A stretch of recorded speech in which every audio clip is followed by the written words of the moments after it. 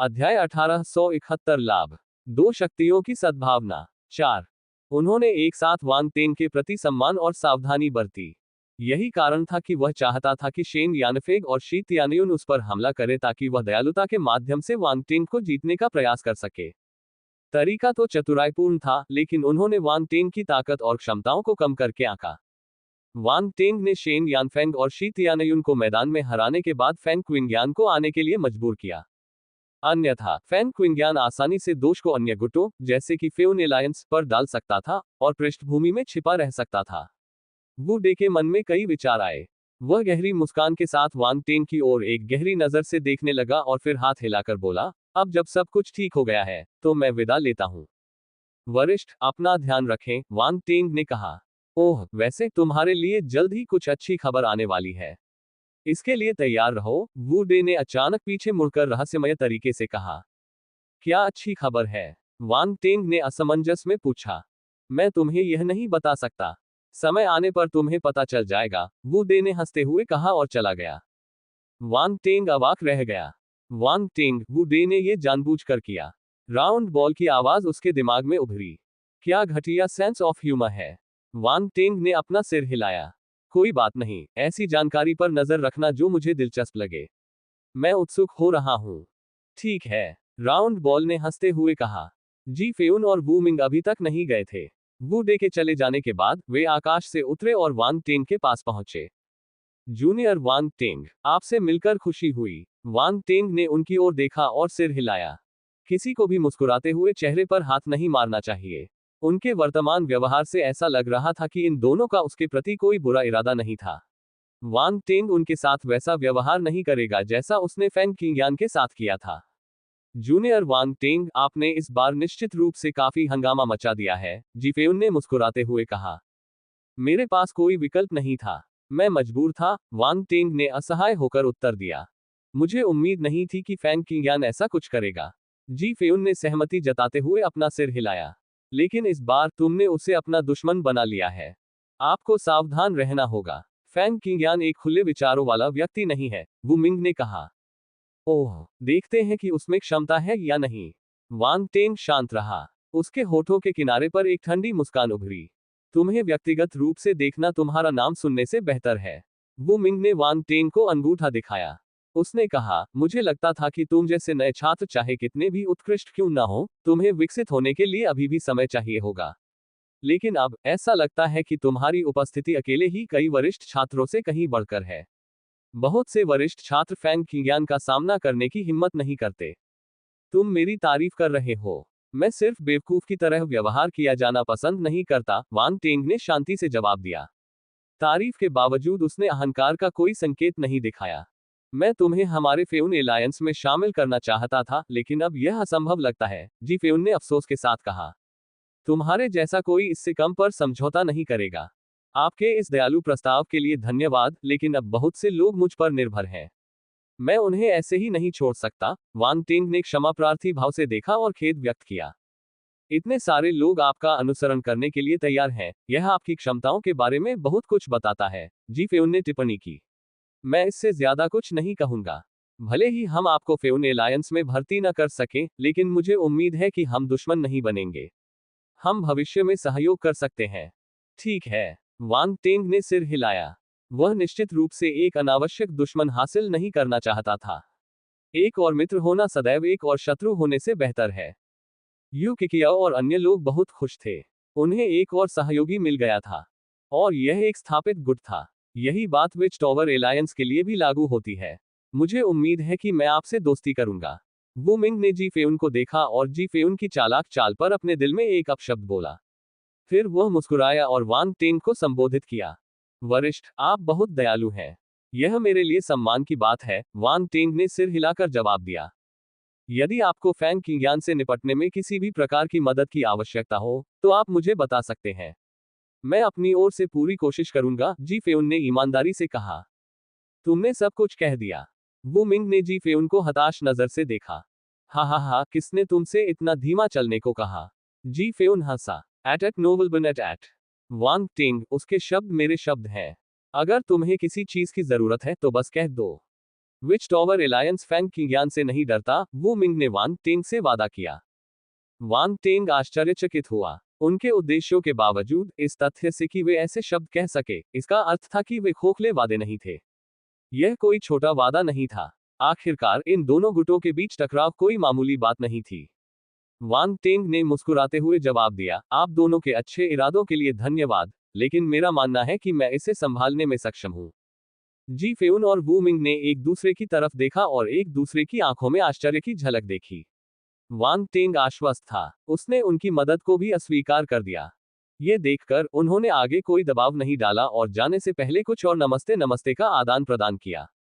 You किकियाओ ने उनके जाते समय उनकी पीठ की ओर देखा। वह खुद को रोक नहीं पाए और पूछ बैठी, तुमने इतना अच्छा अवसर क्यों छोड़ दिया? चिंता मत करो, हम अपनी ताकत से फैंग किंगयान का विरोध कर सकते हैं, वांग टेंग ने शांति से उत्तर दिया। ये केवल इस तरह से है कि हम नक्षत्र समाज अकादमी के भीतर वास्तव में खुद को स्थापित कर सकते हैं। दूसरों की मदद से प्राप्त जीत कभी भी उतनी महत्वपूर्ण नहीं होती जितनी हम अपने हाथों से हासिल करते हैं। यू किकियाओ एक पल के लिए स्तब्ध रह गई, फिर उसे समझ में आया। उसे मानना पड़ा कि वांग टेंग सही था। यदि वे अपने प्रयासों से फैंग किंगयान को हरा सके और किंगयान सोसाइटी के साथ संघर्ष के बीच अकादमी में आगे बढ़ सके, तो नक्षत्र सोसाइटी वास्तव में अपनी स्थिति बना लेगी। इसके अलावा हमें दो मित्र मिल गए हैं, जिससे भविष्य में कई चीजें आसान हो जाएंगी, वांग टेंग ने मुस्कुराते हुए अपना अंतरिक्ष यान बाहर निकालते हुए कहा। चलो वापस चलते हैं। यू किकियाओ का चेहरा चमक उठा क्योंकि उसे दो सहयोगियों का महत्व समझ में आ गया था। वह जल्दी से वांग टेंग के पीछे चली गई। नक्षत्र सोसाइटी के सदस्य उसके पीछे चले गए। अंतरिक्ष यान प्रकाश की किरण में बदल गया और क्षितिज में गायब हो गया। लाभ, दो शक्तियों की सद्भावना। 4. उन्होंने एक साथ वांग टेंग के प्रति सम्मान और सावधानी बरती। यही कारण था कि वह चाहता था कि शेन यानफेग और शी तियानयुन उस पर हमला करे ताकि वह दयालुता के माध्यम से वांग टेंग को जीतने का प्रयास कर सके। तरीका तो चतुराईपूर्ण था, लेकिन उन्होंने वांग टेंग की ताकत और क्षमताओं को कम करके आंका। वांग टेंग ने शेन यानफेंग और शी तियानयुन को मैदान में हराने के बाद फैंग क्विंगयान को आने के लिए मजबूर किया। अन्यथा फैंग क्विंगयान आसानी से दोष को अन्य गुटों, जैसे कि फेउन एलायंस, पर डाल सकता था और पृष्ठभूमि में छिपा रह सकता था। वू डे के मन में कई विचार आए। वह गहरी मुस्कान के साथ वांग टेंग की ओर एक गहरी नजर से देखने लगा और फिर हाथ हिलाकर बोला, अब जब सब कुछ ठीक हो गया है, तो मैं विदा लेता हूं। वरिष्ठ, अपना ध्यान रखें, वांग टेंग ने कहा। ओह, वैसे तुम्हारे लिए जल्द ही कुछ अच्छी खबर आने वाली है। इसके लिए तैयार रहो, वू डे ने अचानक पीछे मुड़कर रहस्यमय तरीके से कहा। क्या अच्छी खबर है? वांग टेंग ने असमंजस में पूछा। मैं तुम्हें यह नहीं बता सकता। समय आने पर तुम्हें पता चल जाएगा, वू डे ने हंसते हुए कहा और चला गया। वांग टेंग अवाक रह गया। वांग टेंग, वू डे ने यह जानबूझकर किया। राउंड बॉल की आवाज उसके दिमाग में उभरी। क्या घटिया सेंस ऑफ ह्यूमर है। वांग टेंग ने अपना सिर हिलाया। कोई बात नहीं, ऐसी जानकारी पर नजर रखना जो मुझे दिलचस्प लगे। मैं उत्सुक हो रहा हूं। ठीक है, राउंड बॉल ने हंसते हुए कहा। जी फेउन और वू मिंग अभी तक नहीं गए थे। वू डे के चले जाने के बाद वे आकाश से उतरे और वांग टेंग के पास पहुंचे। जूनियर वांग टेंग, आपसे मिलकर खुशी हुई। वांग टेंग ने उनकी ओर देखा और सिर हिलाया। किसी को भी मुस्कुराते हुए चेहरे पर हाथ नहीं मारना चाहिए। उनके वर्तमान व्यवहार से ऐसा लग रहा था कि इन दोनों का उसके प्रति कोई बुरा इरादा नहीं था। वांग टेंग उनके साथ वैसा व्यवहार नहीं करेगा जैसा उसने फैंग किंगयान के साथ किया था। जूनियर वांग टेंग, आपने इस बार निश्चित रूप से काफी हंगामा मचा दिया है, जीफेउन ने मुस्कुराते हुए कहा। मेरे पास कोई विकल्प नहीं था, मैं मजबूर था, वांग टेंग ने असहाय होकर उत्तर दिया। मुझे उम्मीद नहीं थी कि फैंग किंगयान ऐसा कुछ करेगा। जीफेउन ने सहमति जताते हुए अपना सिर हिलाया। लेकिन इस बार तुमने उसे अपना दुश्मन बना लिया है। आपको सावधान रहना होगा। फैंग किंगयान एक खुले विचारों वाला व्यक्ति नहीं है, वू मिंग ने कहा। ओह, देखते हैं कि उसमें क्षमता है या नहीं। वांग टेंग शांत रहा। उसके होठों के किनारे पर एक ठंडी मुस्कान उभरी। तुम्हें व्यक्तिगत रूप से देखना तुम्हारा नाम सुनने से बेहतर है।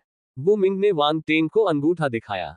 उसने कहा, मुझे लगता था कि तुम जैसे नए छात्र चाहे कितने भी उत्कृष्ट क्यों ना हो, तुम्हें विकसित होने के लिए अभी भी समय चाहिए होगा। लेकिन अब ऐसा लगता है कि तुम्हारी उपस्थिति अकेले ही कई वरिष्ठ छात्रों से कहीं बढ़कर है। बहुत से वरिष्ठ छात्र फैंग किंगयान का सामना करने की हिम्मत नहीं करते। तुम मेरी तारीफ कर रहे हो। मैं सिर्फ बेवकूफ की तरह व्यवहार किया जाना पसंद नहीं करता, वांग टेंग ने शांति से जवाब दिया। तारीफ के बावजूद उसने अहंकार का कोई संकेत नहीं दिखाया। मैं तुम्हें हमारे फेउन एलायंस में शामिल करना चाहता था, लेकिन अब यह असंभव लगता है, जी फेउन ने अफसोस के साथ कहा। तुम्हारे जैसा कोई इससे कम पर समझौता नहीं करेगा। आपके इस दयालु प्रस्ताव के लिए धन्यवाद, लेकिन अब बहुत से लोग मुझ पर निर्भर हैं। मैं उन्हें ऐसे ही नहीं छोड़ सकता। वांग टेंग ने क्षमा प्रार्थी भाव से देखा और खेद व्यक्त किया। इतने सारे लोग आपका अनुसरण करने के लिए तैयार हैं, यह आपकी क्षमताओं के बारे में बहुत कुछ बताता है, जी फेउन ने टिप्पणी की। मैं इससे ज्यादा कुछ नहीं कहूंगा। भले ही हम आपको फेउन एलायंस में भर्ती न कर सकें, लेकिन मुझे उम्मीद है कि हम दुश्मन नहीं बनेंगे। हम भविष्य में सहयोग कर सकते हैं। ठीक है। वांग टेंग ने सिर हिलाया। वह निश्चित रूप से एक अनावश्यक दुश्मन हासिल नहीं करना चाहता था। एक और मित्र होना सदैव एक और शत्रु होने से बेहतर है। यू किकियाओ और अन्य लोग बहुत खुश थे। उन्हें एक और सहयोगी मिल गया था, और यह एक स्थापित गुट था। यही बात विच टॉवर एलायंस के लिए भी लागू होती है। मुझे उम्मीद है कि मैं आपसे दोस्ती करूंगा। वू मिंग ने जी फेउन को देखा और जी फेउन की चालाक चाल पर अपने दिल में एक अपशब्द बोला। फिर वह मुस्कुराया और वांग टेंग को संबोधित किया। वरिष्ठ, आप बहुत दयालु हैं। यह मेरे लिए सम्मान की बात है, वांग टेंग ने सिर हिलाकर जवाब दिया। Ads by pub future. यदि आपको फैंग किंग्यान से निपटने में किसी भी प्रकार की मदद की आवश्यकता हो, तो आप मुझे बता सकते हैं। मैं अपनी ओर से पूरी कोशिश करूंगा, जी फेउन ने ईमानदारी से कहा। तुमने सब कुछ कह दिया। वू मिंग ने जी फेउन को हताश नजर से देखा। हा, किसने तुमसे इतना धीमा चलने को कहा? जी फेउन हंसा। एट नोबल बन एट। वांग टिंग, उसके शब्द मेरे शब्द हैं। अगर तुम्हें किसी चीज की जरूरत है तो बस कह दो। विच टॉवर एलायंस फैंग किंग्यान से नहीं डरता, वू मिंग ने वांग टेंग से वादा किया। वांग टेंग आश्चर्यचकित हुआ। उनके उद्देश्यों के बावजूद इस तथ्य से कि वे ऐसे शब्द कह सके, इसका अर्थ था कि वे खोखले वादे नहीं थे। यह कोई छोटा वादा नहीं था। आखिरकार इन दोनों गुटों के बीच टकराव कोई मामूली बात नहीं थी। वांग टेंग ने मुस्कुराते हुए जवाब दिया, आप दोनों के अच्छे इरादों के लिए धन्यवाद, लेकिन मेरा मानना है कि मैं इसे संभालने में सक्षम हूं। जी फेउन और वू मिंग ने एक दूसरे की तरफ देखा और एक दूसरे की आंखों में आश्चर्य की झलक देखी। वांग टेंग आश्वस्त था। उसने उनकी मदद को भी अस्वीकार कर दिया।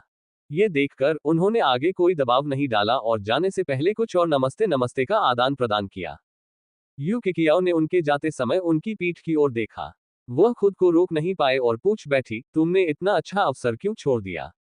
चिंता मत करो, हम अपनी ताकत से फैंग किंग्यान का विरोध कर सकते हैं, वांग टेंग ने शांति से उत्तर दिया। ये केवल इस तरह से है कि हम नक्षत्र समाज अकादमी के भीतर वास्तव में खुद को स्थापित कर सकते हैं। दूसरों की मदद से प्राप्त जीत कभी भी उतनी महत्वपूर्ण नहीं होती जितनी हम अपने हाथों से हासिल करते हैं। यू किकियाओ एक पल के लिए स्तब्ध रह गई, फिर उसे समझ में आया। उसे मानना पड़ा कि वांग टेंग सही था। यदि वे अपने प्रयासों से फैंग किंग्यान को हरा सके और किंग्यान सोसाइटी के साथ संघर्ष के बीच अकादमी में आगे बढ़ सके, तो नक्षत्र सोसाइटी वास्तव में अपनी स्थिति बना लेगी।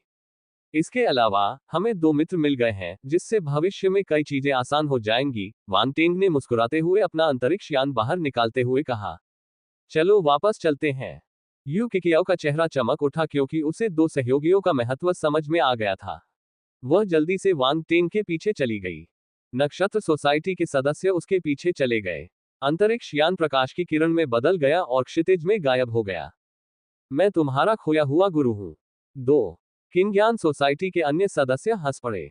चूंकि आप सभी जानते हैं कि क्या करना है, तो चलिए हम अलग हो जाते हैं, फैंग किंग्यान ने शांति से कहा। हाँ, किंग्यान सोसाइटी के सदस्यों ने एक स्वर में उत्तर दिया और हॉल से बाहर चले गए। केवल रुवान बानलियान अपनी सीट पर बैठी रही। तुम क्यों नहीं जा रहे हो? फैंग किंग्यान ने पूछा। मैं इसलिए जा रही हूं ताकि राष्ट्रपति अकेले अपने घाव चाट सके, रुवान बानलियान ने ठंडे स्वर में जवाब दिया। आप अभी भी बहुत ही अप्रिय तरीके से बात करते हैं, फैंग किंग्यान ने भौहें सिकोड़ते हुए कहा। तो एक नए छात्र द्वारा मजाक उड़ाए जाने पर कैसा लगता है? रुवान बानलियान को इसकी परवाह नहीं थी। जब वह पूछती रही तो उसके होठों के किनारे पर एक मुस्कान उभर आई। कोई बड़ी बात नहीं, बस एक नवागंतुक जो अपनी जगह नहीं जानता। फैंग किंग्यान ने उदासीनता से उत्तर दिया। तस्क, तुम अभी भी इतनी दोगली हो। क्या तुम दिखावा करते करते थक नहीं गई हो? रुवान बानलियान ने अपना सिर हिलाया। वह खड़ी हुई और आलस से खींची, उसका शरीर सुंदर वक्रों को दर्शाता हुआ हॉल से बाहर की ओर चला गया। मैं जा रही हूँ। तुम अपने घावों को चाटने में अपना समय ले सकती हो। फैंग किंगयान ने उसके जाते हुए चेहरे को देखा, उसकी नजर कई बार टिमटिमाई। उसका चेहरा धीरे धीरे काला पड़ने लगा और उसकी आंखों में ठंडक की झलक दिखाई दी। वांग टिंग। उसकी ठंडी आवाज खाली हॉल में गूंज उठी। अल्पविराम। जागीर में। अपने निवास पर लौटने और नक्षत्र सोसाइटी के मामलों को यू किकियाओ और अन्य लोगों को सौंपने के बाद वांग टिंग ने एकांत में जाने का फैसला किया। इस बार उनका वजन काफी बढ़ गया था और उन्हें इसे पूरी तरह से पचाने और अवशोषित करने की आवश्यकता थी। वह साधना कक्ष में पैर मोड़कर बैठ गया और अपनी जल शक्ति में परिवर्तन महसूस करने लगा। उस धुंधली अवस्था में परिवर्तन काफी विचित्र था क्योंकि इसने जल शक्ति तारामंडल को एक अन्य रूप में बदल दिया, जो जल और वाष्प दोनों था। एक तरह से बर्फ तत्व भी जल तत्व से ही निकला था, लेकिन वे एक दूसरे से अलग थे। बर्फ तत्व की सबसे विशिष्ट विशेषता इसकी अत्यधिक शीतलता थी, जिसे नियंत्रित करने के लिए उपयुक्त प्रतिभा की आवश्यकता होती थी। इस प्रकार बर्फ तत्व मार्शल योद्धाओं के पास बर्फ प्रतिभा होना आवश्यक था। दूसरी ओर यह बादल और धुंध की स्थिति जल तत्व का ही एक रूपांतर है, जिसे समझ और चिंतन के माध्यम से प्राप्त किया जा सकता है। बेशक बाहरी ताकतों की मदद से जल तत्व को बर्फ तत्व में बदलना असंभव नहीं था। हालांकि ये बहुत चुनौतीपूर्ण और असंवहनीय होगा। एट नोबल बन एट साधारण योद्धाओं के लिए, जिनमें बर्फ की प्रतिभा का अभाव था, बर्फ बल पर बलपूर्वक अधिकार करने का प्रयास आसानी से उल्टा पड़ सकता था और उन्हें नुकसान पहुंचा सकता था। इस समय वांग टेंग के शरीर के भीतर से नीले तारामंडल जल शक्ति की धाराएं बाहर निकली, जो बहते पानी की तरह उसके चारों ओर लिपट गईं, लगातार घूमती और बदलती रहीं। ये जल धाराएं प्रकाश के छोटे छोटे कणों से बनी थीं, जो तारों की नदी जैसी दिखती थीं। इससे उन्हें एक विशेष रूप से अजीब रूप मिला। सबसे बड़ी अच्छाई पानी की तरह है। पानी अनुकूलन में अच्छा है, अनगिनत रूप लेने में सक्षम है। ज्ञानोदय का एक संकेत उभरा। वांग टेंग ने पहले से ही संबंधित जल और बादल शक्ति की समझ हासिल कर ली थी। इसका मतलब था कि उसने मूल बातों में महारत हासिल कर ली थी और सबसे चुनौतीपूर्ण सीमा पार कर ली थी। इस प्रकार इस क्षण उसने लगभग बिना किसी कठिनाई के तुरंत जल और बादल रूप के परिवर्तन को समझ लिया। धमाका। पानी का बहाव तारों की नदी जैसा था। अचानक यह पानी की फुहारों की तरह बिखर गया, जिससे प्रकाश की छोटी नीली किरणें निकल रही थीं। यह एक खूबसूरत नजारा था। फिर सभी पानी के छींटे एक बार फिर से एकत्र हो गए।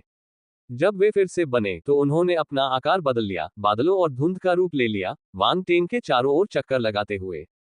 ऐसा महसूस हुआ जैसे चारों ओर बादल और धुंध छाए हुए हैं। इस समय वांग टेंग एक बहुत ही ऊंचे पर्वत शिखर पर खड़ा हुआ लग रहा था, जो लगभग आसमान में बादलों को छू रहा था। यह अलौकिक और दूसरी दुनिया जैसा महसूस हो रहा था। पफ। अगले ही क्षण एक हल्की हवा का झोंका आया और वांग टेंग के चारों ओर घूमने लगा। बादलों और धुंध को तितर बितर करने के बजाय इस हवा ने उन्हें अपने में समाहित कर लिया, जिससे वांग टेंग के चारों ओर एक भंवर बन गया। हवा की गति धीरे धीरे बढ़ती गई, अंततः एक छोटा बवंडर बन गया। घूमते बादलों और धुंध के बीच एक अवर्णनीय शक्ति उभरी। हवा निराकार है, बादल भी निराकार है। वांग टेंग ने धीरे से अपनी आंखें खोली। उनमें एक तेज चमक थी। मुझे उम्मीद नहीं थी कि पानी और बादल परिवर्तन की शक्ति को जोड़ने के बाद बवंडर की ताकत बढ़ जाएगी। उन्होंने एक बार फिर अपनी आंखें बंद कर ली और साधना की अवस्था में प्रवेश कर गए। समय धीरे धीरे बीतता गया। 3 दिन तक लगातार वांग टेंग साधना कक्ष में रहे। इस बीच बाहर हलचल बढ़ती जा रही थी। हाल ही में फैंग यून एलायंस के साथ वांग टेंग की लड़ाई के कारण नक्षत्र समाज ने काफी ध्यान आकर्षित किया था। इसकी प्रतिष्ठा के कारण कई लोग नक्षत्र समाज में शामिल होने आए। यू किकियाओ और अन्य लोग उत्साहित और निराश थे। वे खुश थे क्योंकि बहुत से लोग नक्षत्र समाज में शामिल होना चाहते थे। ये निस्संदेह नक्षत्र समाज के विकास के लिए एक अच्छा मौका था। हालांकि वे नाराज थे क्योंकि इनमें से कई नए लोग सिर्फ फायदा उठाने की तलाश में थे। कुछ लोग तो वांग टेंग के बिजली के झटके की तलाश में भी आए थे। उन्होंने पूछा कि क्या नक्षत्र समाज में शामिल होने से उन्हें उन ईंटों तक पहुंच मिल जाएगी जो बिजली के झटके छोड़ सकती है। यू किकियाओ जब इन अजीब सवालों को सुनी तो वह गुस्से से लगभग फट पड़ी। मैं उस बदमाश को कॉन्स्टेलेशन सोसाइटी विकसित करने में अथक मदद कर रहा हूं और फिर भी उसने इतनी बड़ी गड़बड़ी पैदा कर दी है। ये स्पष्ट था कि वांग टेंग ने अकादमी को गुमराह कर दिया था। जब कॉन्स्टेलेशन सोसाइटी का विकास हो रहा था तो फ्रेशमैन लीडरबोर्ड पर प्रतिस्पर्धा और भी तीव्र हो गई। एक एक करके प्रतिभाशाली छात्र उभरे, फ्रेशमैन लीडरबोर्ड पर शीर्ष स्थान प्राप्त किया और 7th स्टेलर अकादमी में अपना नाम बनाया। अकादमी में वांग टेंग की प्रमुखता देखकर कई शीर्ष छात्र शांत नहीं बैठ सके। वे गुट नहीं बना सकते थे, इसलिए वे खुद को साबित करने के लिए केवल फ्रेशमैन लीडरबोर्ड का उपयोग कर सकते थे।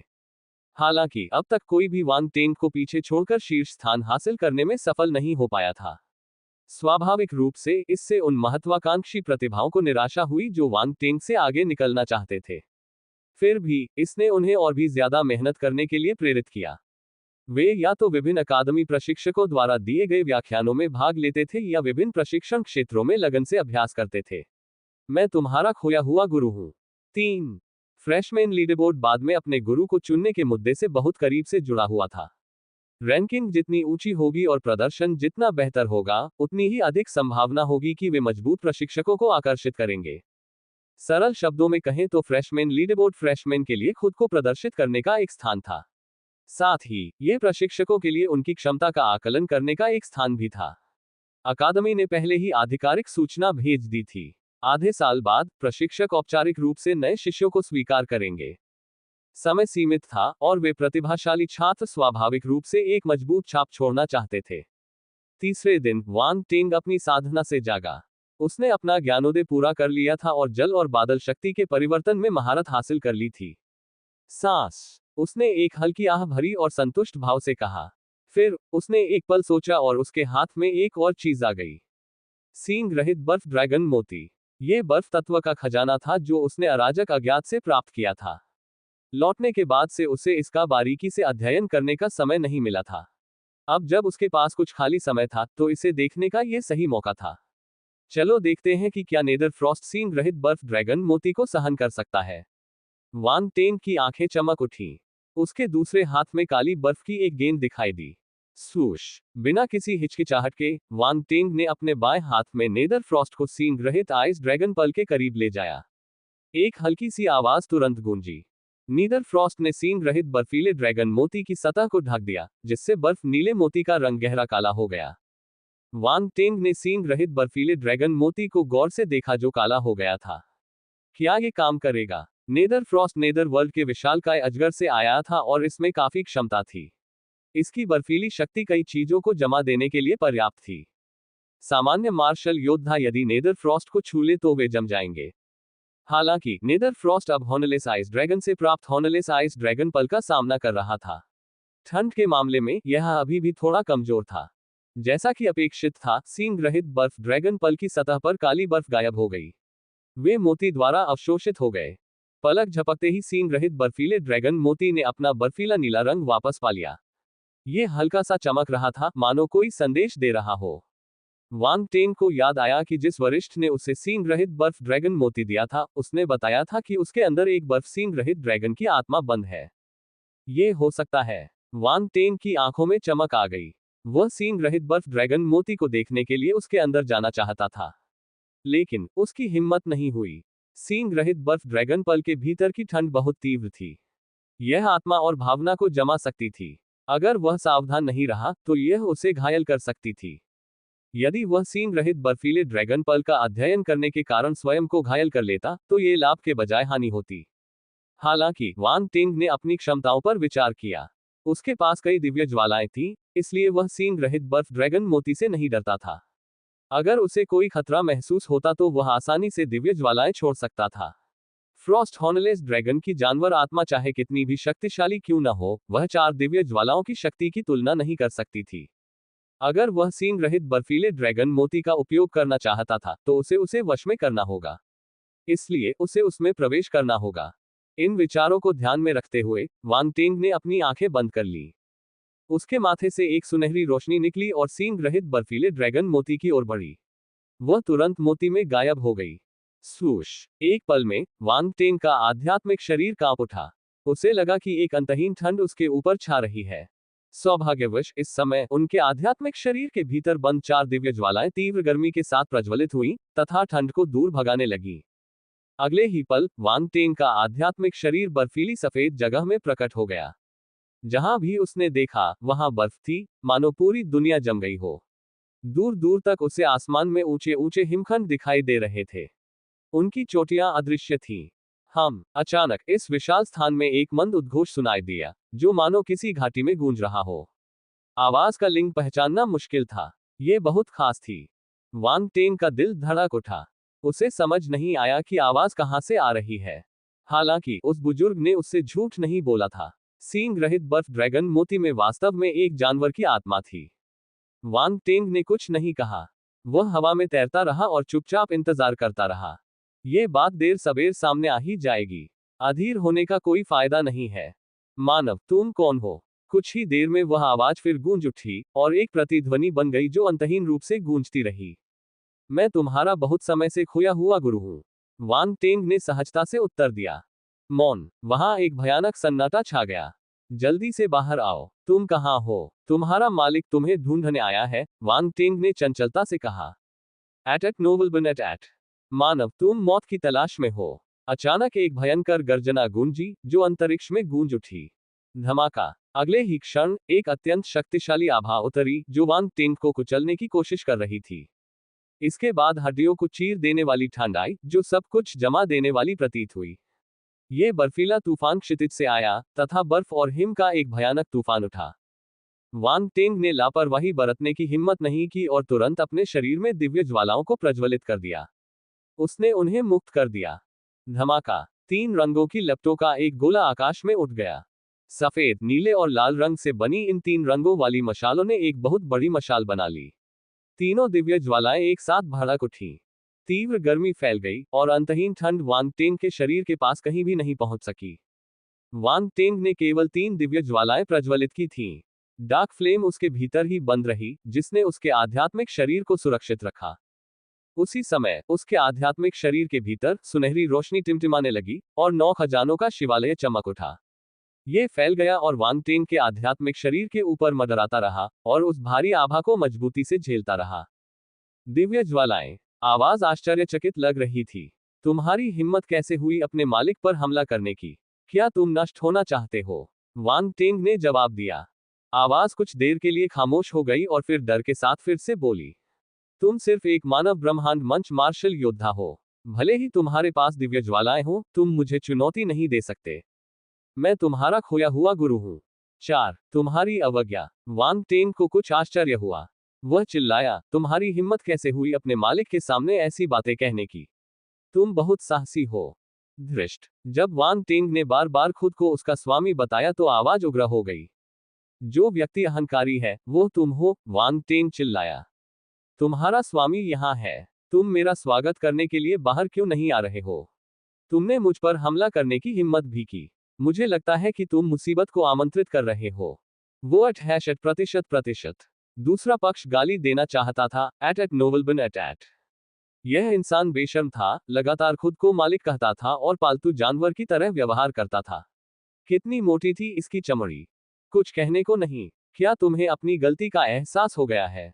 बाहर आओ और अपनी गलती स्वीकार करो, वांग टेंग ने आगे कहा। ठीक ठीक, चूंकि तुम मुझे इतनी बुरी तरह से देखना चाहते हो, इसलिए मैं तुम्हें अपना असली रूप दिखाऊंगा। अपनी बुद्धि से डरो मत। आवाज गुस्से से उबल रही थी। वह विशाल सफेद जगह में गूंज रही थी। वांग टेंग ने महसूस किया कि उसके चारों ओर सब कुछ कांप रहा है, क्योंकि बर्फ और हिम की असीम शक्ति आकाश में एकत्रित हो रही थी, जिससे सब कुछ शुद्ध सफेद हो गया और उसकी दृष्टि अस्पष्ट हो गई। अचानक असीम हिमखंडों के पीछे से प्रकाश की एक किरण निकली, जिससे आकाश में एक विशाल आकृति बन गई।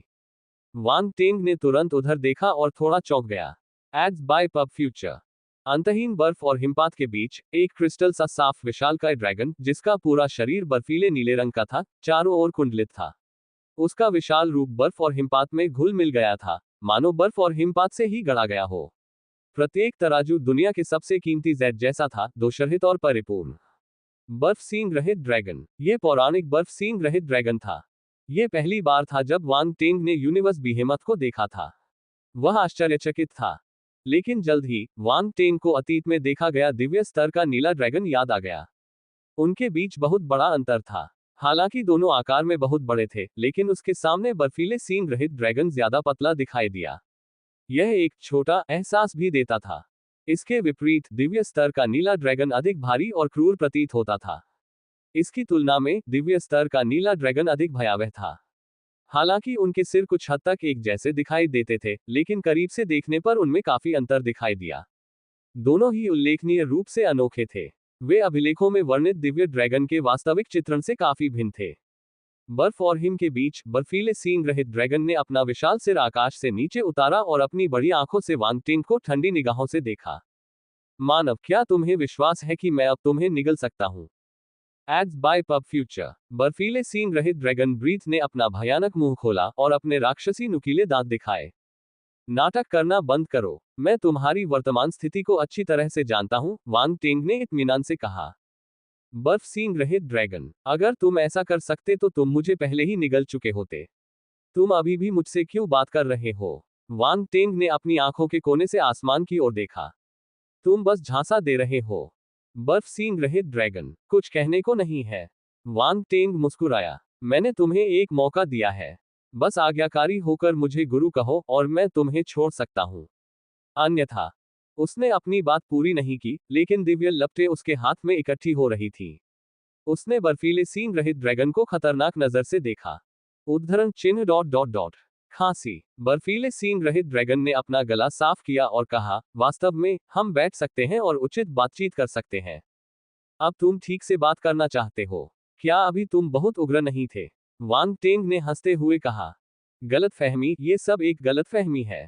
बर्फीले सींग रहित ड्रैगन ने अजीब तरह से हंसते हुए कहा। उसने अपना विशाल सिर पीछे खींच लिया और वांग टेंग के हाथ में दिव्य लपटों को सावधानी से देखा। 3 दिव्य ज्वालाओं का एकत्र होना कोई मजाक नहीं था। अपनी वर्तमान स्थिति में यह उन दिव्य ज्वालाओं के आक्रमण का सामना नहीं कर सका। वह समझ नहीं पा रहा था कि कोई व्यक्ति 3 तरह की दिव्य ज्वालाएं कैसे धारण कर सकता है। एक ही ज्वाला उसके लिए बहुत बड़ी थी, 3 ज्वालाएं तो दूर की बात थी। यह मानव तो बस एक ब्रह्मांडीय योद्धा था। उसके पास 3 दिव्य ज्वालाएं कैसे हो सकती थी? वह कौन था? मुझे मास्टर कहो, वांग टेंग ने कहा। बर्फ सींग रहित ड्रैगन, अनुबंध। आइस्टैस 1। मुझे मास्टर कहो। वांग टेंग के शब्दों ने बर्फीले सींग रहित ड्रैगन को एक बार फिर अकड़न भरी स्थिति में पहुंचा दिया। यदि ऐसा हो सकता तो वह सचमुच चाहता कि वह अपने सामने खड़े मनुष्य को अपने पंजे से कुचल सके। अरे यार, क्या तुम्हारा काम खत्म हो गया? एक साधारण ब्रह्मांड स्तर का मार्शल योद्धा चाहता था कि वह उसे गुरु कहे। यह असहनीय था, लेकिन इसे सहना होगा। उसके सामने 3 दिव्य ज्वालाएं उसे असाधारण रूप से भयभीत कर रही थी। वह जरा सी भी हरकत करने की हिम्मत नहीं कर पा रहा था। उसकी वर्तमान स्थिति ठीक नहीं थी। उसकी अधिकांश शक्ति बंद हो चुकी थी और वह अपनी असली शक्ति का केवल 10वां हिस्सा ही निकाल सकता था। इससे भी अधिक, इस मानव की दिव्य ज्वाला इसकी क्षमता को नियंत्रित करने में सक्षम थी। मुझे असहाय महसूस हुआ। हालांकि उसे लगा कि वह ज्यादा कमजोर नहीं दिख सकता, अन्यथा उसके सामने खड़ा इंसान उसकी सीमाओं को लंघ जाएगा। मानव, बहुत दूर मत जाओ। मैं बर्फीले सींग रहित ड्रैगन, एक ब्रह्मांडीय विशालकाय प्राणी हूं। मैं एक ब्रह्मांड मंच के मार्शल योद्धा को अपना स्वामी क्यों मानूंगा? यदि तुम मुझे मजबूर करना जारी रखते हो, तो हम दोनों नष्ट हो सकते हैं, और तुम्हें कुछ भी हासिल नहीं होगा, बर्फीले सींग रहित ड्रैगन ने ठंडे स्वर में कहा। एक साथ मरना, क्या तुम निश्चित हो? वांग टेंग ने ड्रैगन की बड़ी बड़ी आंखों में देखा। अगर उसे ड्रैगन की निगाहों में असुरक्षा का कोई संकेत नहीं दिखता, तो शायद वह उस पर यकीन कर लेता। बर्फीले सींग रहित ड्रैगन ने वांग टेंग को गौर से देखा। यह मानव स्क्रिप्ट का पालन क्यों नहीं कर रहा था? Ads by pub future. क्या दूसरा पक्ष उसकी धमकी से भयभीत नहीं था? प्रयास करो, उसने अपना सिर ऊंचा करके कहा। ठीक है, मैं कोशिश करूंगा। एट नोबल बनेट एट। वांग टेंग ने दूसरे पक्ष को एक सार्थक नजर से देखा। यह बर्फ सींग रहित ड्रैगन बहुत भोला था। वह समय बर्बाद करने के लिए बहुत आलसी था। उसके हाथ में दिव्य ज्वाला फैल गई और तुरंत फैल गई। 3 ज्वाला राक्षसों में बदल गई जो बर्फ सींग रहित ड्रैगन से छोटे नहीं थे। वे ड्रैगन की ओर तेजी से बढ़े। गर्जन गर्जन। पन्ना चमकीली ज्वाला एक विशाल नीले ड्रैगन में परिवर्तित हो गई, जिसका प्रत्येक पैमाना जीवंत और अविश्वसनीय रूप से राजसी था।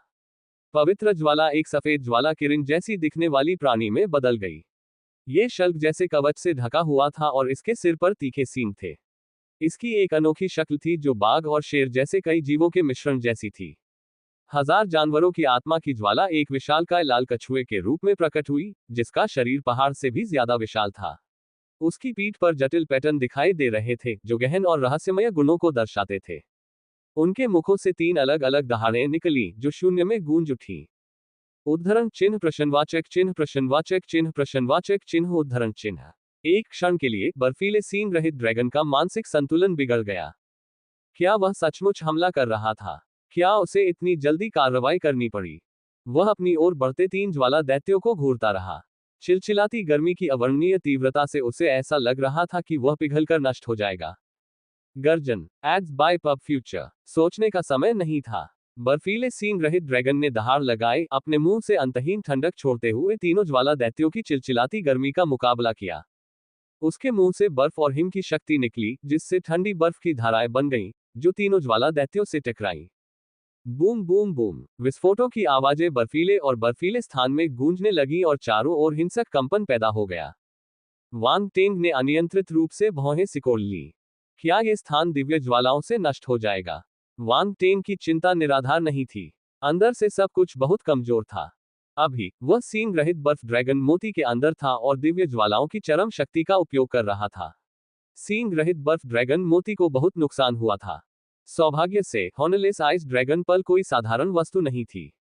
ये काफी लचीला लग रहा था और इसमें किसी तरह के नुकसान के निशान नहीं दिख रहे थे। बेशक यह इसलिए भी था क्योंकि वांग टेंग ने दिव्य ज्वाला की पूरी शक्ति को उजागर नहीं किया था। वह बस बर्फीले सींग रहित ड्रैगन को एक छोटा सा सबक सिखाना चाहता था। वांग टेंग का प्राथमिक लक्ष्य बर्फीले सींग रहित ड्रैगन को वश में करना था, उसे मारना नहीं। धमाका, अंतरिक्ष में एक जोरदार विस्फोट हुआ। बर्फीले सींग रहित ड्रैगन की बर्फ की शक्ति 3 प्रकार की दिव्य ज्वालाओं की प्रचंड गर्मी का सामना नहीं कर सकी। यह तुरंत पिघलना और बिखरना शुरू हो गया और एक पल से भी कम समय में पूरी तरह से गायब हो गया। धमाका, तीनों ज्वाला दैत्य बर्फीले सींग रहित ड्रैगन से जोर से टकराए। Ads by pub future. चीख, बर्फीले सींग रहित ड्रैगन ने दर्द से दहाड़ लगाई। 3 ज्वालाओं के प्रहार से उसका शरीर उड़ गया। उसके शरीर पर मौजूद शल्कों से ऐसी तीखी आवाज निकली मानो वे पिघलने वाले हों। आग की तीव्र लपटों के कारण आसपास की बर्फ और हिम वाष्पित हो गए, जिससे एक निर्वात क्षेत्र बन गया। बर्फीले सींग रहित ड्रैगन का विशाल शरीर सीधे आगे की ओर उड़ गया, दूर स्थित बर्फ के पहाड़ों से टकराया और उनमें से कई को गिरा दिया। जोरदार विस्फोटों के बीच वे बर्फ के पहाड़ ढह गए, जैसे कि विशाल स्तंभ ढह गए हों। गर्जन, बर्फीले सींग रहित ड्रैगन ने ढहते बर्फ के पहाड़ों से आजाद होने के लिए संघर्ष किया। उसकी आंखों में आश्चर्य और क्रोध का मिश्रण था, क्योंकि वह तीनों ज्वाला दैत्यों को भयभीत होकर देख रहा था। लेकिन इससे पहले कि वह कुछ प्रतिक्रिया कर पाता, 3 ज्वाला दैत्यों ने उसे घेर लिया। उन्होंने तुरंत कोई हरकत नहीं की, बल्कि उसे ऐसे घूरते रहे जैसे कोई बाघ अपने शिकार को देखता है। इससे उसकी रीढ़ में सिहरन दौड़ गई। बर्फ सींग रहित ड्रैगन, क्या अब तुम मुझे मास्टर कह सकते हो? वांग टेंग का आध्यात्मिक रूप तैरकर आया और नीले रंग की लौ वाले ड्रैगन के सिर पर खड़ा हो गया। वह बर्फीले सींग रहित ड्रैगन को देखकर मुस्कुराया। मैं। बर्फीले सींग रहित ड्रैगन की आंखें चमक उठी। वह समर्पण करने को तैयार नहीं था। मारे जाने से पहले यह एक श्रेष्ठ अस्तित्व था, लेकिन इसका शिकार किया गया और इसकी आत्मा को सींग रहित बर्फीले ड्रैगन मोती में बंद कर दिया गया, जिससे इसकी असली शक्ति बाहर नहीं आ सकी। इसी वजह से इसकी वर्तमान दुर्दशा हुई। एक श्रेष्ठ अस्तित्व के रूप में यह एक ब्रह्मांड स्तर के मार्शल योद्धा के सामने समर्पण नहीं कर सकता था। ऐसा लगता है कि तुमने वास्तविकता को पूरी तरह से नहीं समझा है, वांग टेंग ने अपनी आंखें थोड़ी सिकोड़ते हुए कहा। उसने अपना हाथ हिलाया और तीनों ज्वाला दैत्य दहाड़ने लगे। गर्जन, गर्जन, गर्जन। अगले ही पल वे आगे बढ़ना चाहते थे और अपने प्रतिद्वंद्वी को सबक सिखाना चाहते थे। अनुबंध आइस्टैस 2। रुको। बर्फ सींग रहित ड्रैगन अचानक इस समय चिल्लाया। वांग टेंग नहीं रुका। उसकी अभिव्यक्ति शांत थी, क्योंकि उसने तीनों ज्वाला बीहमोथ को बर्फीले सींग रहित ड्रैगन की ओर बढ़ने दिया। धमाका, बर्फीले सींग रहित ड्रैगन को एक और हिंसक प्रभाव का सामना करना पड़ा। इसने अपने अस्तित्व के अर्थ पर सवाल उठाना शुरू कर दिया। एट नोबलबन एट। मैंने पहले ही उनसे इंतजार करने को कहा है, फिर भी उन्होंने ऐसा क्यों किया? क्या वह मुझे सोचने के लिए कुछ समय नहीं दे सकते? दिव्य ज्वालाओं की झुलसाने वाली अनुभूति तुरंत बर्फीले सींग रहित ड्रैगन के शरीर में फैल गई। इस बार वांग टेंग ने पीछे हटने से मना नहीं किया। वह जानवर को सबक सिखाना चाहता था। चीख, बर्फीले सींग रहित ड्रैगन का विशाल शरीर आग की लपटों में घिरा हुआ था। ऐसा लग रहा था जैसे जलती आग में फेंकी गई मछली। दर्द के कारण वह दहाड़ने लगा और उसका शरीर लपटों के बीच तड़पने लगा और संघर्ष करने लगा। जैसे ही उसका बर्फीला शरीर पिघलने लगा, उसके शरीर से धुंध की लहरें उठने लगी। वांग टेंग को थोड़ा आश्चर्य हुआ। ऐसा लग रहा था कि इस बर्फीले सींग रहित ड्रैगन का शरीर असली आत्मा नहीं बल्कि बर्फ और बर्फ से बना हुआ था। हालांकि इसकी आत्मा उस शरीर में छिपी हो सकती है। अगर नहीं, तो यह इतना दर्द में नहीं होगा। उसकी निगाहें तेज हो गईं। उसने अपनी आग वापस नहीं ली। इसके बजाय उसने उन्हें बर्फीले सींग रहित ड्रैगन के शरीर को घेरते रहने दिया और भयंकर रूप से जलता रहा। बस बर्फीले सींग रहित ड्रैगन अब और सहन नहीं कर सका और चिल्लाया। उसका शरीर लगभग पिघल चुका था और वह अपने सिर को आग की लपटों से बचाने में मुश्किल से कामयाब हो पाया। लेकिन ये केवल समय की बात थी। बर्फ चाहे कितनी भी कठोर क्यों न हो, वह दिव्य ज्वाला की प्रचंड गर्मी में पिघल ही सकती थी। मुझे ऐसा नहीं लगता, वांग टेंग ने सहजता से उत्तर दिया। उसने अपना हाथ हिलाया और उसके आध्यात्मिक शरीर से लपटें निकलती रहीं। वे और भी अधिक तीव्र गर्मी के साथ भड़क उठीं, जिससे जलने की प्रक्रिया तेज हो गई। गर्जन। बर्फीले सींग रहित ड्रैगन ने दर्द से दहाड़ लगाई क्योंकि उसका शरीर इंच दर इंच टूट रहा था। उसकी पूंछ पहले ही पूरी तरह से गायब हो चुकी थी और पिघलना उसके मध्य भाग तक पहुंच गया था। यह तेजी से अपने सिर की ओर बढ़ रहा था। उसने अपने सिर की रक्षा के लिए बर्फ की सारी शक्ति एकत्रित कर ली, अन्यथा उसका सिर भी नष्ट हो जाता। क्या तुम इस मोती को नष्ट करना चाहते हो? फ्रॉस्टी ची ड्रैगन गुस्से में दहाड़ा। चिंता मत करो, मुझे पता है कि मैं क्या कर रहा हूं, वांग टेंग ने शांति से कहा। बर्फ सींग रहित ड्रैगन, तुम्हारा क्या मतलब है कि तुम जानते हो कि तुम क्या कर रहे हो? मैं लगभग जलकर मर गया हूं। जैसे जैसे लपटें और अधिक प्रचंड होती गईं, बर्फीले सींग रहित ड्रैगन का शरीर सिमटकर केवल सिर रह गया। उसके सिर पर भी पिघलने के निशान दिखाई देने लगे। बर्फीले सींग रहित ड्रैगन अब इसे सहन नहीं कर सका और उसने सारी गरिमा त्यागने का निर्णय लिया। मास्टर, मैं आपको मास्टर कहूंगा, क्या ये पर्याप्त है? इसे रोक, अधीर मत बनो, मैंने अभी तक पर्याप्त आनंद नहीं लिया है, वांग टिंग ने सहजता से कहा। बर्फीले सींग रहित ड्रैगन टूटने के कगार पर था। इस इंसान ने इतना अप्रत्याशित व्यवहार क्यों किया? अभी कुछ देर पहले तो वह समझदार लग रहा था, पर अब वह इतना निर्दयी हो गया है। यदि उसे पता होता कि यह व्यक्ति ऐसा है तो वह लड़ने के बजाय तुरंत आत्मसमर्पण कर देता। जीवित रहने की तुलना में गरिमा कुछ भी नहीं थी। कुछ ही देर में, जैसे ही बर्फीले सींग रहित ड्रैगन का सिर पूरी तरह पिघलने वाला था, एक जोरदार धमाका हुआ और वह अपने आप ही फट गया। चारों तरफ बिखरी बर्फ बिखरी हुई थी। उनमें से एक सुनहरा प्रकाश का गोला था जो बाहर निकलने की कोशिश कर रहा था। भागने की कोशिश कर रहे हो? वांग टेंग ने उपहास किया। जैसा कि उसने सोचा था, बर्फीले सींग रहित ड्रैगन की आत्मा उसके सिर में छिपी हुई थी। इसने उसे लगभग मूर्ख बना दिया। हालांकि ऐसा लग रहा था कि यह आत्मा कुछ कमजोर थी। क्या यह सिर्फ आत्मा का एक हिस्सा था? वांग टेंग ने तुरंत काम किया। उसने अपना हाथ आगे बढ़ाया और लपटों ने तुरंत एक पिंजरा बना लिया, जिसके भीतर प्रकाश का सुनहरा गोला फंस गया। वांग टेंग ने पहले ही चारों ओर दिव्य ज्वालाएं फैला दी थी, इसलिए यह पूरा क्षेत्र आग की लपटों में घिर गया था। प्रकाश का सुनहरा क्षेत्र बाहर निकलने का कोई रास्ता नहीं था। प्रकाश का सुनहरा गोला आग के पिंजरे में घुसकर आजाद होने का प्रयास कर रहा था। अंततः जैसे ही उसने अग्नि पिंजरे के आसपास के क्षेत्र को छुआ, उसने एक तीखी चीख निकाली। वांग टेंग दंग रह गया। इसकी आवाज पहले से अलग क्यों थी? अभी आवाज के लिंक को पहचानना मुश्किल था। ऐसा लग रहा था जैसे बर्फ के दो टुकड़े आपस में रगड़ खा रहे हो। हालांकि इस बार आवाज में स्पष्ट रूप से महिला विशेषताएं थी। यह एक महिला की आवाज थी। नहीं, वांग टेंग आश्चर्यचकित था। जब उसने आग के पिंजरे के अंदर प्रकाश के सुनहरे गोले को देखा तो उसका चेहरा अजीब हो गया। प्रकाश के सुनहरे गोले के अंदर बर्फीले नीले रंग का एक छोटा बर्फीला सींग रहित ड्रैगन था। वांग टेंग ने आग के पिंजरे को पास लाकर उसके सामने रख दिया। उसने उत्सुकता से अंदर बर्फीले सींग रहित ड्रैगन का निरीक्षण किया। क्या यह आपकी आत्मा का एक हिस्सा है? वांग टेंग ने पूछा। दूसरे पक्ष ने ठंडी सांस लेकर जवाब दिया।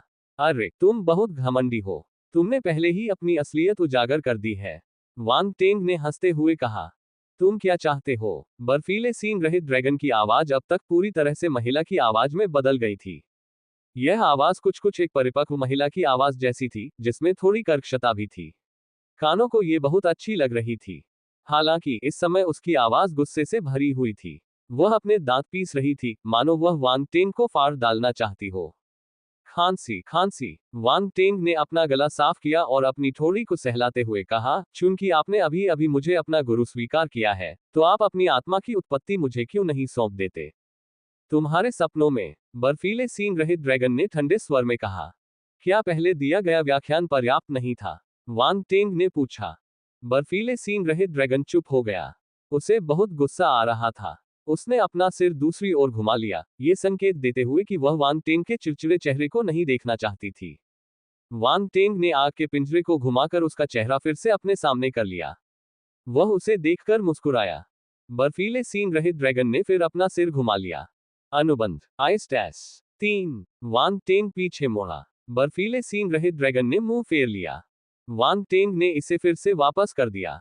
अल्पविराम। कई बार ऐसा दोहराने के बाद बर्फीले सींग रहित ड्रैगन से अंततः ये बर्दाश्त नहीं हुआ और उसने वांग टेंग को भयंकर रूप से घूरा। बस काफी है। क्या तुम इसे सौंपने जा रहे हो या नहीं? अगर तुम नहीं सौंपोगे तो मैं तुम्हारी आत्मा का ये धागा मिटा दूंगा, वांग टेंग ने मुस्कुराते हुए कहा। आप चाहें तो इसे मिटा सकते हैं। वैसे भी यह मेरी आत्मा का एक टुकड़ा मात्र है, मेरी मुख्य आत्मा नहीं, बर्फीले सींग रहित ड्रैगन ने व्यंग्यात्मक लहजे में कहा, उसकी आंखों में चालाकी की चमक थी। अगर मैं गलत नहीं हूं, तो आप इस आत्मा को बड़ी मुश्किल से सील से बाहर निकालने में कामयाब रहे हैं, है ना? वांग टेंग मुस्कुराया। तुम्हें कैसे पता चला? बर्फीले सींग रहित ड्रैगन ने आश्चर्य से कहा। एट नोबल बन एट। हालांकि उसने तुरंत प्रतिक्रिया व्यक्त की। ऐसा लगा कि उसने कुछ भूल कर दी है। वांग टेंग के चेहरे पर मुस्कान आ गई। ये बर्फीला सींग रहित ड्रैगन बहुत बुद्धिमान नहीं लग रहा था। बर्फीले सींग रहित ड्रैगन ने शुरू में विरोध करने का इरादा किया, लेकिन वांग टेंग की चालाक अभिव्यक्ति को देखकर उसे पता था कि वह उसे अब और मूर्ख नहीं बना सकती और उसे शक्तिहीनता का एहसास हुआ। ये सही है। बर्फीले सींग रहित ड्रैगन के लिए वांग टेंग की अभिव्यक्ति बेहद चालाक और बेशर्म थी। अगर वांग टेंग को पता होता कि आइस हॉर्नलेस ड्रैगन उसकी आलोचना कर रहा है, तो वह शायद उसे फिर से उसी स्थान पर अत्यधिक गर्मी का अनुभव करने देता। तब यह एक वास्तविक भुना हुआ ड्रैगन बन जाएगा। हम्फ। आइस हॉर्नलेस ड्रैगन नहीं चाहता था कि वांग टेंग को लगे कि उसका पलड़ा भारी है। उसने नाक सिकोड़ते हुए कहा, तो क्या? कुछ नहीं, मैं बस चाहता हूं कि तुम वापस जाओ और सीलबंद होने के एहसास का आनंद लो, वांग टेंग ने जवाब दिया। सीलबंद? क्या तुम कर सकते हो? बर्फीले सींग रहित ड्रैगन ने ठंडी सांस ली। वांग टेंग ने ठहाका लगाया। इस बर्फीले सींग रहित ड्रैगन ने उसे कम आंका था। उन्होंने कुछ भी स्पष्ट नहीं किया, बल्कि बर्फीले सींग रहित ड्रैगन के साथ आगे की ओर उड़ गए। वे विशाल बर्फीले पहाड़ों पर चढ़े और अचानक उनके सामने परिदृश्य खुल गया, जिससे एक विशाल क्षेत्र दिखाई दिया जो बर्फ के मैदान जैसा लग रहा था। इस खाली स्थान के ऊपर पहुंचने के बाद वांग टेंग ने उतरने से पहले अपने आसपास का निरीक्षण किया। बर्फीले सींग रहित ड्रैगन की निगाहें तुरंत चमक उठी। वांग टेंग मुस्कुराया, ये जगह बुरी नहीं है। बर्फीले सींग रहित ड्रैगन ने अपना सिर घुमा लिया और उसे नजरअंदाज कर दिया। वांग टेंग को कोई आपत्ति नहीं थी। वह नीचे बैठ गया और बर्फ के नीचे देखने के लिए अपनी असली आंख को सक्रिय किया। जैसा कि अपेक्षित था, उसने रूनों की परतों से बनी एक सील देखी। यह एक प्राचीन सीलिंग सरणी है। वांग टेंग की आंखें चमक उठी और उसने धीरे से कहा। अपनी आंखों से उसके लिए यह देखना मुश्किल नहीं था कि सरणी संरचना में सभी रून प्राचीन रून थे। वे एक गहन और प्राचीन आभा बिखेर रहे थे, जो समकालीन रूनों से भी अधिक रहस्यमय और अस्पष्ट थे। ये स्पष्ट था कि यह एक प्राचीन रून सरणी थी। वांग टेंग ने अपनी आध्यात्मिक शक्ति को अपनी आंखों में प्रवाहित किया और अपनी असली आंख में और अधिक शक्ति जोड़ दी। उसने सीलिंग सरणी के माध्यम से नीचे देखा। इस समय उसे अंततः एहसास हुआ कि यह बर्फ का मैदान नहीं था। यह तो एक विशाल बर्फ की झील थी। बर्फीली झील की सतह बर्फ की मोटी परत से ढकी हुई थी, जिससे यह देखना असंभव था कि नीचे क्या है। इस वजह से शुरू में उन्हें लगा कि यह बर्फ का मैदान है। बर्फ की झील में एक बहुत ही चमकदार सुनहरा प्रकाश क्षेत्र था। यह बहुत बड़ा था और बर्फ की झील के तल में डूबा हुआ था। जब वांग टेंग ने सुनहरे प्रकाश क्षेत्र को देखा, तो सुनहरे प्रकाश क्षेत्र से अचानक एक चमकदार रोशनी फूट पड़ी। वांग टेंग ने तुरंत अपनी नजरें हटा ली, कई कदम पीछे हट गया और अपनी आंखें कसकर बंद कर ली। उसकी आंख से खून की एक धार उसके चेहरे पर बह रही थी। वह चौंक गया। उसने उम्मीद नहीं की थी कि बर्फीले सींग रहित ड्रैगन की मुख्य आत्मा इतनी भयानक होगी।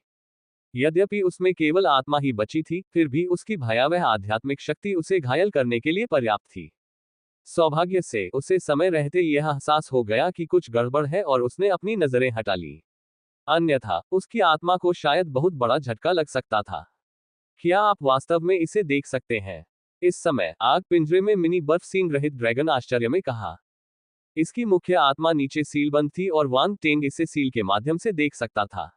यह वास्तव में आश्चर्यजनक था और उसे गहरा सदमा लगा। वांग टेंग ने धीरे से अपनी आंखें खोली और स्थिति के अनुसार खुद को ढाल लिया। वह ठीक था। फिर उसने मिनी आइस हॉर्नलेस ड्रैगन को देखा और कहा, ऐसा लगता है कि मैंने तुम्हें कम आंका था। हम्फ, अगर मेरी मुख्य आत्मा यहां प्रकट होती, तो तुम अनगिनत बार मर चुके होते। मिनी आइस हॉर्नलेस ड्रैगन ने सूंघकर कहा। वांग टेन की नजरें चमक उठी। उसे लगा कि उसने बर्फीले सींग रहित ड्रैगन को कम करके आंका था। शुरू में उसे लगा कि वह अपने पास मौजूद कुछ दिव्य ज्वालाओं से बर्फीले सींग रहित ड्रैगन को पूरी तरह से नियंत्रित कर सकता है। हालांकि अब ऐसा लग रहा था कि उनके बीच का अंतर बहुत ज्यादा था। ये टाइटन स्तर से ऊपर का अस्तित्व था। ये बहुत संभव था कि वह दिव्य स्तर पर थी। इससे पहले जब उस वरिष्ठ ने उसे हॉर्नलेस आइस ड्रैगन पल दिया था, तो उसने इसे स्पष्ट रूप से नहीं समझाया था। अब वह इतनी शक्तिशाली पशु आत्मा को कैसे नियंत्रित कर सकता था? ऐसा कोई मौका ही नहीं था। वांग टेंग खुद को असहाय महसूस कर रहा था। साथ ही वह खुद को भाग्यशाली भी महसूस कर रहा था। यदि यह सीलबंद न होता तो वह मौत की मांग कर रहा होता। जब वह इस बारे में सोच रहा था तो उसके पसीने छूटने लगे। वह बहुत लापरवाह था। कैसे हो? क्या तुम अब भी मेरी आत्मा की उत्पत्ति प्राप्त करना चाहते हो?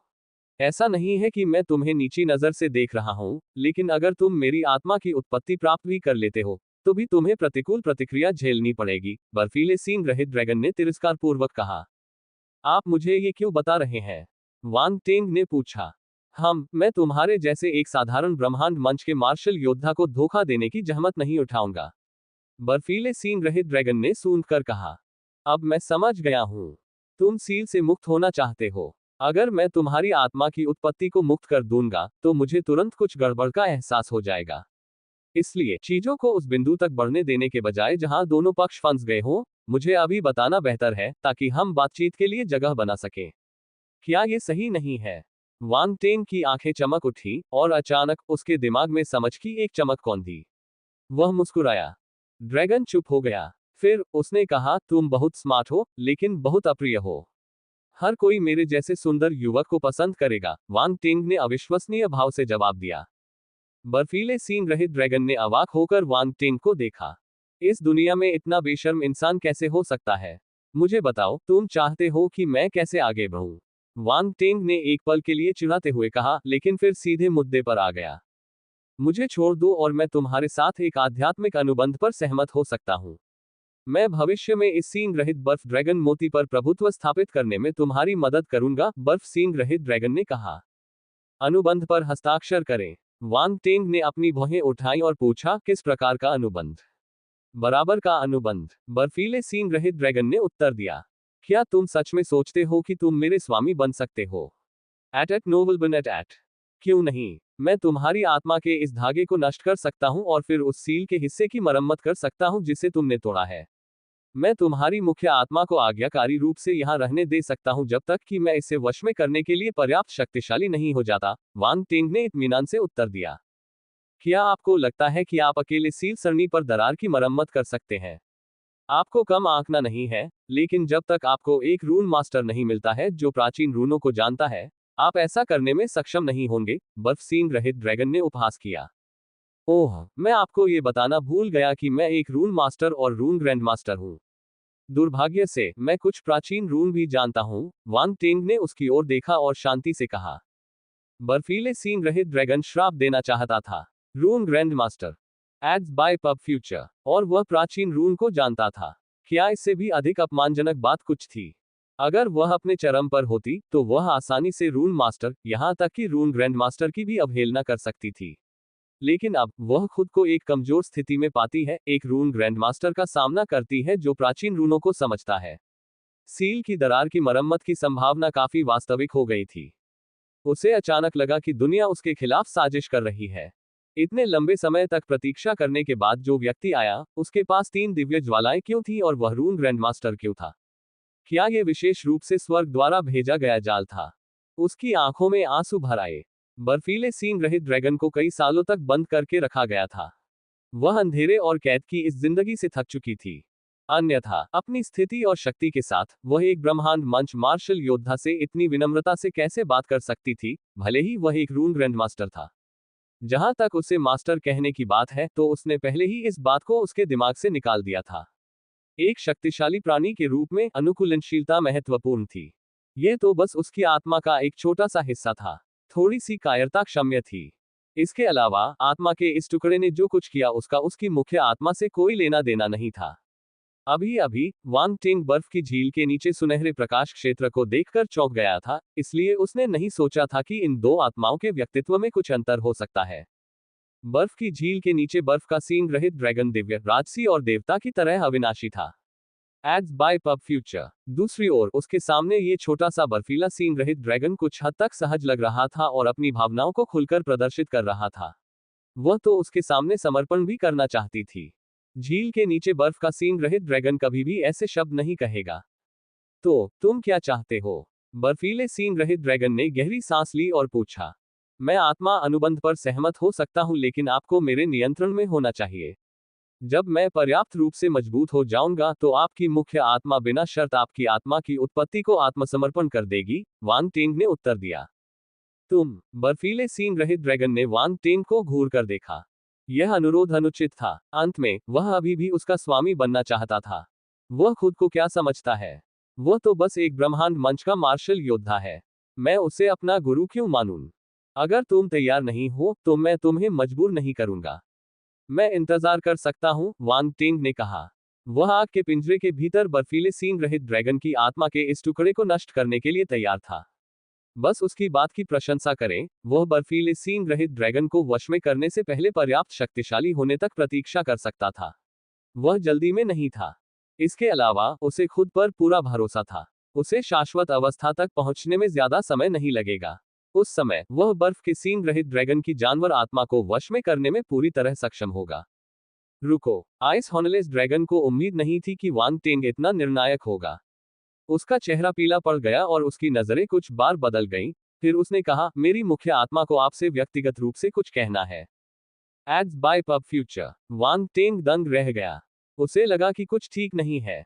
क्या मुख्य आत्मा और टुकड़े के बीच का विभाजन इतना स्पष्ट हो सकता है? लेकिन उसने ज्यादा नहीं सोचा और सिर हिला दिया। छोटे आकार के बर्फीले सींग रहित ड्रैगन ने अपनी आंखें बंद कर ली। थोड़ी देर बाद उसने फिर से अपनी आंखें खोली।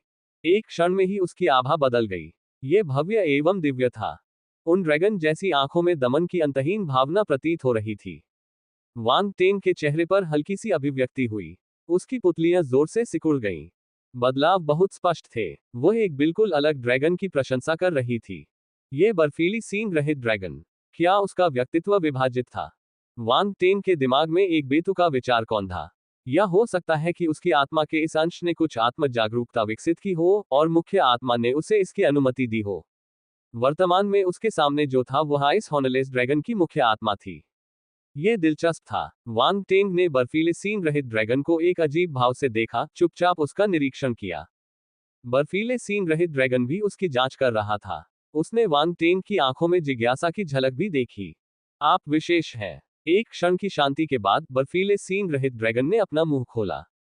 यहां तक कि उसकी आवाज भी बदल गई थी। अब भी उसकी आवाज में वही स्त्रीवत लहजा था, लेकिन अब उसमें एक ऐसा बड़प्पन और राजसीपन था जो लोगों को उसके सामने झुकने पर मजबूर कर देता था। ओह, मैं कैसे विशेष हूं? वांग टेंग ने मुस्कुराते हुए पूछा। अनुबंध। आइस टैस 5 और बहुत आश्वस्त। आइस हॉर्नलेस ड्रैगन ने वांग टेंग के सवाल को नजरअंदाज कर दिया और अपनी बात जारी रखी। वांग टेंग, मैं आपके अनुरोध से सहमत हो सकता हूं, लेकिन मैं आपको अपना स्वामी तभी मानूंगा जब आपकी शक्ति मुझे स्वीकार्य हो जाएगी, बर्फीले सींग रहित ड्रैगन ने कहा।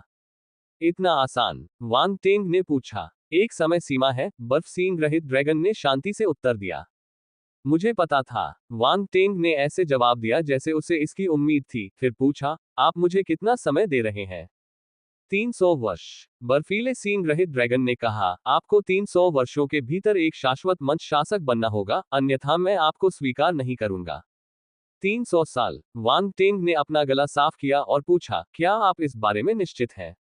ऐसा नहीं था कि उन्हें लगा कि समय बहुत कम है, बल्कि यह समय बहुत लंबा था। यद्यपि शाश्वत अवस्था का शासक शाश्वत अवस्था के योद्धाओं में सबसे शक्तिशाली था, फिर भी 300 वर्षों के भीतर उस तक पहुंचना कठिन नहीं होना चाहिए। क्या यह आइस हॉर्नलेस ड्रैगन की एकमात्र आवश्यकता थी? 300 साल सबसे लंबी समय सीमा है जो मैं तुम्हें दे सकता हूं। अगर तुम इसे भी पूरा नहीं कर सकते, तो तुम मेरे स्वामी बनने के योग्य नहीं हो, आइस हॉर्नलेस ड्रैगन ने शांति से कहा। उसने सोचा कि वांग टेंग को यह बहुत चुनौतीपूर्ण लगा और उसने उसे तिरस्कार भरी नजर से देखा। ठीक है, चूंकि आप इस सख्त आवश्यकता पर जोर दे रहे हैं, इसलिए मैं समय सीमा पर सहमत हो जाऊंगा, वांग टेंग ने उदासीनता से कहा। यदि उनकी मांगें अनुचित होती तो वह इतने उदार नहीं होते। ये सिर्फ एक बर्फीली सींग रहित ड्रैगन थी जिसमें आत्मा बची हुई थी। इसके अलावा उसे सील कर दिया गया था। उसने ऐसा अलग थलग व्यवहार क्यों बनाए रखा? वह क्या सोच रही थी? लेकिन उन्हें लगा कि वह इस सरल अनुरोध को पूरा कर सकते हैं। ऐसा लग रहा था कि इस बर्फीले सींग रहित ड्रैगन की मुख्य आत्मा से निपटना ज्यादा मुश्किल नहीं था।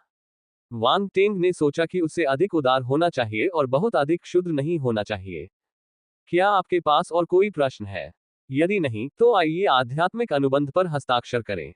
वांग टेंग ने अपना हाथ हिलाया और एक खाली आध्यात्मिक अनुबंध स्क्रॉल उसके हाथ में आ गया। वह हमेशा अपने पास कुछ रखता था ताकि जरूरत पड़ने पर वह इसका इस्तेमाल कर सके। जैसे अब बर्फीले सींग रहित ड्रैगन ने उसके हाव भाव को देखा और अंततः महसूस किया कि कुछ ठीक नहीं है। हालांकि वह इसका पता नहीं लगा सका। उन दोनों ने आध्यात्मिक अनुबंध पर अपनी शर्तें लिखी और अपने नाम हस्ताक्षर किए। आध्यात्मिक अनुबंध से एक प्रकाश निकला। दोनों पक्षों को लगा जैसे उन्होंने एक सूक्ष्म संबंध प्राप्त कर लिया है। कोई भी व्यक्ति अनुबंध में लिखी शर्तों का उल्लंघन नहीं कर सकता था, अन्यथा उसे गंभीर प्रतिक्रिया का सामना करना पड़ता। आइसिथ वांग टेंग ने आध्यात्मिक अनुबंध पर नाम देखा और मुस्कुराया। यह एक अच्छा नाम है। यह आपके स्वभाव के अनुकूल है। आइसिथ वांग टेंग की प्रशंसा से उदासीन रही। उसने पूछा, क्या तुम मुझे अभी रिहा कर सकते हो?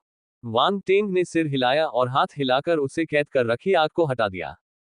और मेरी मुख्य आत्मा आइसिथ वांग टेंग के कंधे पर उतरने से पहले कुछ क्षण के लिए मध्य हवा में मंडराती रही। Ads by pub future. यह आत्मा का टुकड़ा बहुत छोटा था और जब वह वांग टेंग के कंधे पर बैठा तो और भी अधिक छोटा और नाजुक लग रहा था। यहाँ सील की कतार को नष्ट करो और मुझे तुरंत रिहा करो। आइसिथ थोड़ा चिंतित लग रही थी। वह बहुत लंबे समय से फंसी हुई थी और इस जेल से मुक्त होने के लिए उत्सुक थी। मैं इस शक्तिशाली सील सरनी को अभी तक नहीं हटा सकता। वांग टेंग ने अपना सिर हिलाया। क्या तुमने नहीं कहा था कि तुमने प्राचीन रूनों में महारत हासिल कर ली है? आइसिथ ने भौहें सिकोड़ कर पूछा। ठीक है, मुझे उनके बारे में कुछ समझ है, लेकिन मैं इस सरनी को तोड़ सकता हूं या नहीं, ये दूसरी बात है। वांग टेंग ने अपनी थोड़ी रगड़ी। अगर हम इसे बलपूर्वक तोड़ते हैं तो सींग रहित बर्फ ड्रैगन मोती टूट सकता है। तो हमें क्या करना चाहिए? आइसिथ अधीर लग रही थी। उसने ऐसा लुक दिया जैसे कह रही हो, क्या तुम मेरे साथ मजाक कर रहे हो? 300 वर्षों के भीतर, वांग टेंग ने उसे याद दिलाया। आइसिथ की अभिव्यक्ति जम गई। ये समय सीमा सिर्फ वांग टेंग के लिए नहीं थी, यह उसके लिए भी थी। ठीक है, ज्यादा चिंता मत करो। हालांकि मैं सील को पूरी तरह से नहीं हटा सकता, लेकिन तुमने इसमें एक दरार बनाने में कामयाबी हासिल कर ली है। मैं इसे थोड़ा चौड़ा करने में तुम्हारी मदद कर सकता हूं, वांग टेंग ने एक धूर्त मुस्कान के साथ कहा। मुझे ऐसा क्यों लगता है कि तुमने ये जानबूझकर किया है? आइसिथ ने उसे ठंडे भाव से देखा। एट नोबल बन एट। जल्दी से निष्कर्ष पर मत पहुंचो। मैं उस तरह का व्यक्ति नहीं हूं। बात सिर्फ इतनी है कि मेरी क्षमताओं की सीमाएं हैं। आप इसके लिए मुझे दोष नहीं दे सकते, वांग टेंग ने मासूमियत से जवाब दिया। आइसिथ को निराशा महसूस हुई। उसने वांग टेंग को इस तरह से देखा जैसे वह कुछ समझने की कोशिश कर रही हो। हालांकि उसके चेहरे पर कोई बुराई नहीं थी। उसका भाव पूरी तरह ईमानदार था। यह देखते हुए कि वह सिर्फ एक रून ग्रैंडमास्टर था, यह समझा जा सकता था कि वह सील सरनी को नहीं तोड़ सकता था। वह केवल हार मान सकती थी। ऐसा लग रहा था कि वह केवल 300 वर्ष ही प्रतीक्षा कर सकती है। वांग टेंग ने जब उसके हाव भाव देखे तो वह मन ही मन हंस पड़ा। क्या तुम्हें लगता है कि तुम मुझसे चतुराई से काम ले सकते हो? मैं तुम्हें बता दूंगा कि कौन होशियार है। मुझे देखने दो कि दरार कहाँ है। वांग टेंग ने अपनी असली आंख को सक्रिय किया और अपने आसपास का निरीक्षण किया। वह आगे बढ़ते हुए अपने आसपास की स्थिति का पता लगाता रहा। आइसिथ ने पलकें झपकाईं। उसे आश्चर्य हुआ कि क्या वांग टेंग दरार का स्थान ढूंढ पाएगा। जब उसने सोचा कि वांग टेंग को इसे ढूंढने में कुछ समय लगेगा, तो वह सीधे एक दिशा में चला गया और एक विशेष स्थान पर तुरंत रुक गया। यह तो बहुत तेज है। आइसिथ आश्चर्यचकित था। वांग टेंग आइसिथ की जांच से बेखबर अपने पैरों की ओर देखने लगा। यहाँ की बर्फ आसपास के इलाके से अलग नहीं दिख रही थी, लेकिन उसकी नजर में ये बहुत अलग लग रही थी। उसके चारों ओर कुछ बर्फीले नीले बुलबुले तैर रहे थे। प्राचीन बर्फ रून तारांकन 10। प्राचीन बर्फ रून तारांकन 15। प्राचीन बर्फ रून तारांकन 1-2। अल्पविराम।